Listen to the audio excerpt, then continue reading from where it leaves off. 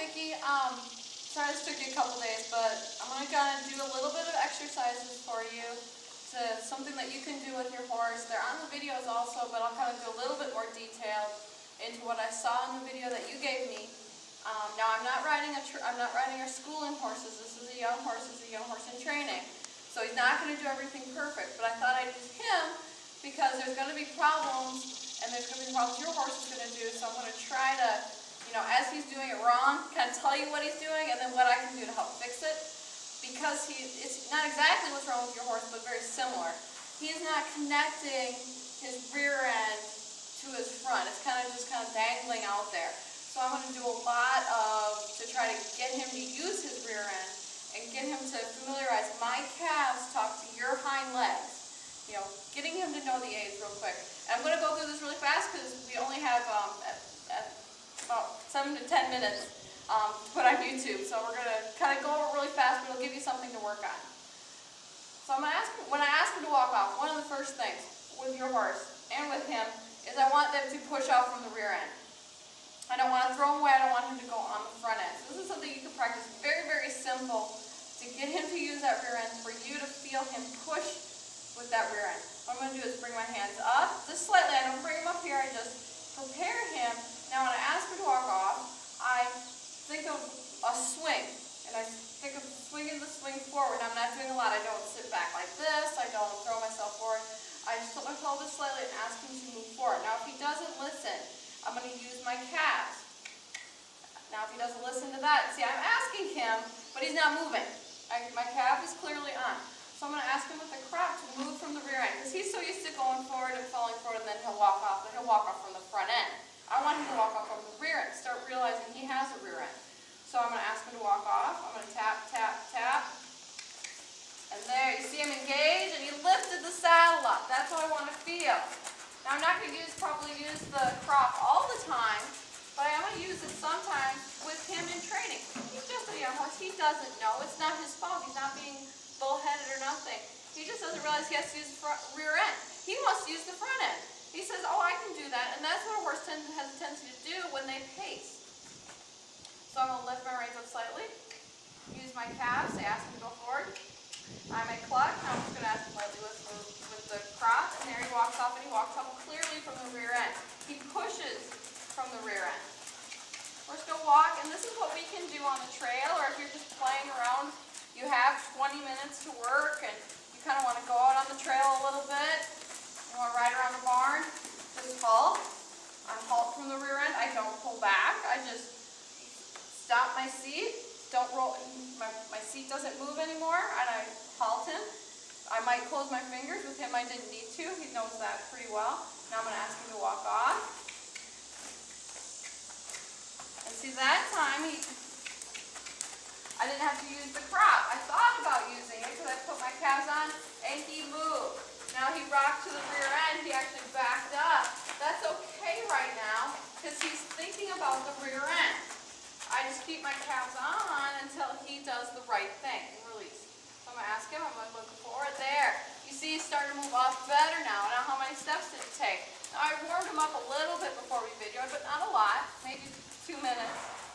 But it's enough that, I didn't want him to be fresh. And he didn't do anything bad. I was just warming him up. But enough that he's not fine-tuned. So you can see some of the problems that we're having when he doesn't use that rear end. So I look up, I don't lean forward. I look up, bring my reins up, ask for my calves, ask that rear end to move off, and he moved off from the rear end. And see, now I don't have to use my crop. I might need to use it, I might not. That's why I have it. But I don't want to kick. If I start kicking, he's going to brace against me. So halt him. So that's just one little exercise. The other exercise I'm really going to have you focus on, 2 more, if we can get it in enough time.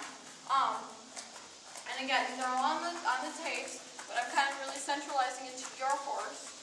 So I'm going to ask you to do a little bit of turning on the forehand. What I do is turn my hand over, lift this shoulder up, make sure it stays level, put my calf on, and now you see I'm asking the rear end to do a bigger circle than the front end. Now it's not a huge, there he takes a step, I walk on. I'm just asking that rear end to take 1 step underneath him, and what you're going to feel is a lift in your seat. Turn my hand over, lift my shoulder. There, he clearly takes a step over and walk off. It's not huge. I don't want it to be huge, because if it's huge, it's over-exaggerated, and then he's almost disengaging. I want him to engage. So I'm going to lift my hand. Now, he has a tendency to put weight on the shoulder, and that's what I think your horse is going to do. It's going to put weight over there. That's why I'm turning my hand over. I clearly turn my hand over. That gets that weight off of that shoulder, and I ride forward and ask him to cross. Good boy. Now we got to do it to both sides. Now this is something for you to watch in your horse. Remember how I asked you about the cantering? Does she always take leads in one canter versus the other? This is a way to strengthen one side and then the other. You know, I want to make sure I do both sides, not just one. I just worked on the left leg. Now I'm going to work on the right leg a little bit. Now you see, I don't know if you can tell, he wants to turn in. The other shoulder he wanted to bully through. This shoulder he wants to dive in. I'm going to do the same maneuver, but now if he's not leaning on this rein, he's touching this rein. Now I give him plenty of room to give the bend, but this rein is stopping him. I'm not pulling on it. You can see I can ride, you know, my one hand's not yanking him over there. He's running into it. So now I turn this hand over, lift my shoulder, put my right cap on, and there he goes, good boy. Now the left rein, or the outside rein, stops him from over-bending. And I'm riding forward. I can't, if I just sit on him and turn, we're going to get that. And see, he's falling in on that shoulder, and you can almost see he paces when he falls on the shoulder at the walk. So just imagine when he goes up to gate, how much, you know, he's going to really pace because he's falling down. So I got to ride it forward, say, give me a bigger walk. Now I want a bigger walk. See, he wants to pace because he doesn't want to go forward from behind. So we're working with him on this. You know, it's just a progress on how he's doing.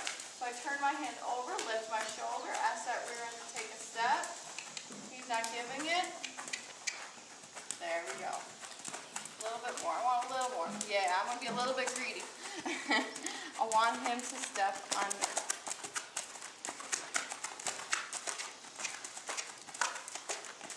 I'm riding him forward, forward, forward, because he wants to dive in.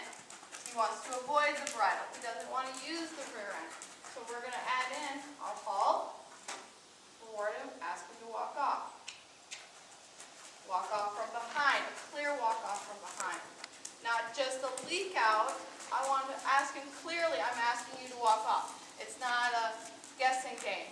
I'm going to ask him to halt, say ho, stop myself, ask him to walk off. Much better. And now he's not diving in here like what he was. I'm going to halt him. Now the last thing I'm going to have you do, or think about doing is the backup. The backup's really important for the rear end. So what I got to do is allow about your position and how the horse does it. I pick my reins up. Now an open rein means let the horse go forward. Closed rein means asking the horse to not go forward. But I need to have impulsion in order to get my horse to back. Because I can throw my car in reverse, but I have to push the gas pedal to go in reverse. So I'm going to close my fingers slightly to one side. It goes slightly onto the right shoulder. I think about me backing. What do I need to do to back? I don't pull. I think of how I'm going to walk backwards. Now when I walk back, I lean slightly forward. Make sure I lift my seat up. Now you don't have to do this, but I'm just going to add a little bit of impulsion. Now I don't want to use a lot because